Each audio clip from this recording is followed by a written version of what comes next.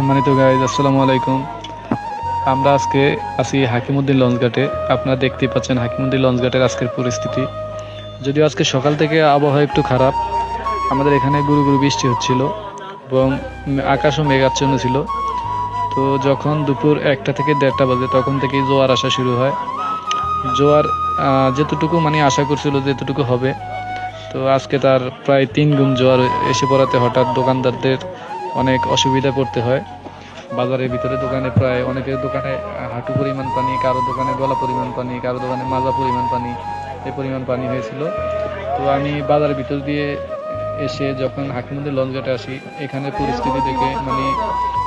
পরিস্থিতি দেখে কি বলবো, নিজেই আবেগ আপ্লুত হয়ে পড়েছিলাম। ব্যবসায়ীদের পরিস্থিতি দেখে এখানে টেক্সটাইল জাতীয় কিছু দোকান ছিল, যারা এই কাজ করে তাদের হয়তো জীবিকা নির্বাহ করত।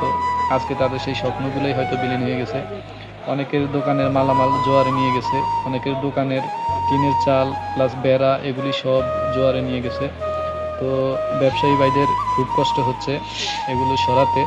পাশাপাশি কিছু ভাই ব্রাদার আসছিল, ওরা ঘুরতে ঘুরতে এসে যখন মানুষের এই বিপদ দেখে তখন তাদের বাইকগুলি রেখে, হয়তো বাইকের কথা মনেই ছিল না, বাইকগুলি পাশে রেখে তারা সবাই মিলে স্বেচ্ছাসেবক হিসেবে ওদের মালামাল উদ্ধার করার জন্য যায়। কিন্তু পরে এসে ওই উদ্ধার কাজ শেষ করে এসে দেখে যে তাদের গাড়িগুলোতেই পানি পানি ঢুকে অবস্থা খারাপ হয়ে